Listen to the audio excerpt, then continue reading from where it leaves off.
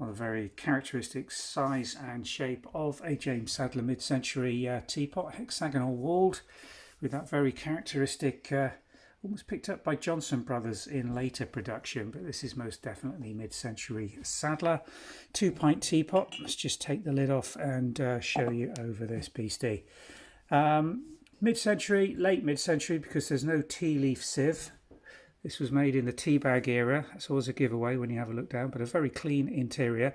Nicely decorated in this pattern that is marked as, well, Art Deco. Is that the actual pattern design? I don't think so. I think this is the shape and the sub-branding that they were putting on a line of Art Deco different designs. This one's got very day-glowish, broad, modernist floral decoration, almost tropical in its nature, isn't it?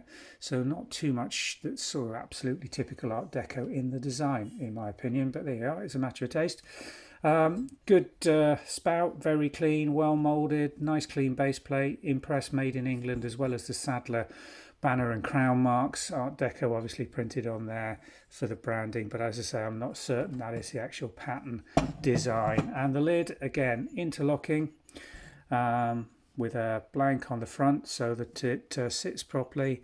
Vent with a nice clean little handle with a bit of black lineage around. No gilt on this at all, so it's very practical in its design. Go through a modern dishwasher and should be very usable. A very striking piece of Sadler, late to mid-century, and I'm talking sort of 60s, 70s, maybe into 80s at the very, very end, but more likely 60s, this one, to be fair.